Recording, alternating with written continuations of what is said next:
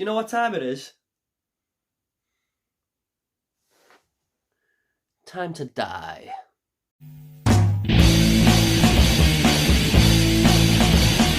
What is up, everyone? Movie Way back again with another review, and this is going to be for the 2021 film No Time to Die, and this is directed by Cary, Joji, Fukunaga, and stars Daniel Craig, Rami, Malek, Lashana, Lynch, Armas, and Seydoux. Now this tells the story of Bond. James Bond, who is now retired from the Secret Service. However, he is soon thrown back into the mix when a new deadly weapon is revealed as a threat led by a crazed madman. Now, I gotta be honest, I'm not the biggest Bond fanatic out there. I know there's people who absolutely adore every one of these movies in this franchise, but I've only really seen the Daniel Craig ones and some parts of the Pierce Brosnan ones back in the day. But I do enjoy these films for what they are.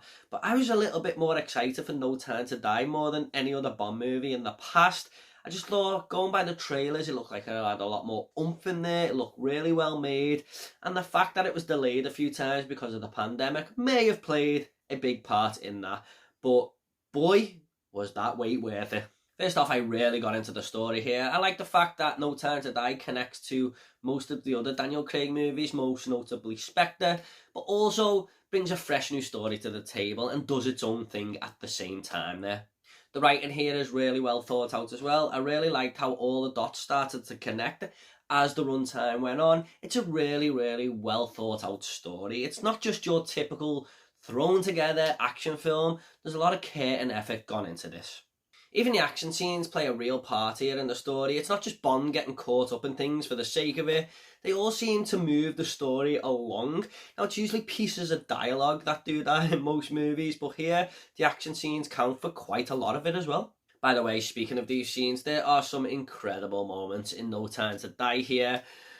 Bond being more daredevilish than Evel Knievel on a motorbike there. Some amazing shootout scenes, fantastic driving chase sequences.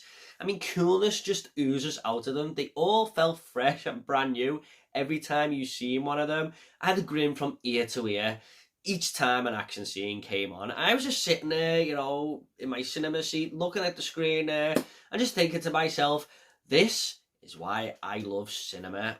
A Bond movie needs these type of scenes, and No Time to Die delivers that one for sure. Speaking of the filmmaking here, Fukunaga directs the shit out of this movie.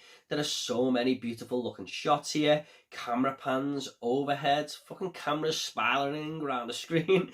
I loved his camera work here. Everything is well thought out to the tiny details. One moment Bond is in a bulletproof car with lots of people shooting at him, and it's all just shot from the inside of the car. But it was just so tense. You're fully expecting that window to smash with these bullets just pile driving into the glass there. But like I said, it's all done from the inside of the car. It's a small way of thinking to film something, but with a big payoff. That's just one example there, but it has so many brilliantly well-directed scenes like this.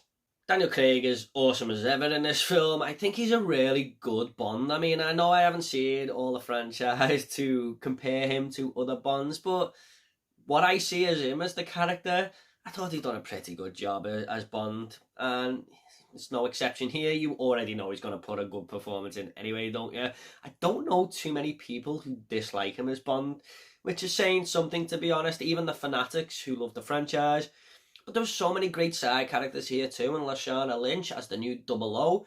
She took me by surprise, really. I really enjoyed most of the scenes she was in, especially when she was with James. She was a really cool, kick-ass character to add to this film. The whole cast was great though. Seydoux, I just loved how her character was written for this film. She put in a great performance, but she contributed so much to this story. She has her own little arc going on there. I mean, a lot of it does centre around her character, and I love how involved she was in this movie. She's a great love interest for Bond, I feel. We also have Ralph Fiennes, who always puts a good performance in anyway, even if he's only in some small scenes here. But wow, I gotta mention Ana de Armas, man. Fucking hell, she was incredible in this movie. She just really stood out. But the less I said about her, the better. Now, as well as its fast cars, beautiful looking women and vodka martinis, the Bond franchise is also well known for its villains. And I gotta mention Rami Malek here.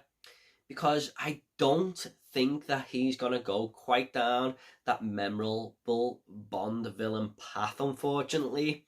But what do I know? I mean, in 20 years' time, people might be talking him as Rami Malek. How good was he in No Time to Die? But I just have this inkling in my head that this is not going to be the case.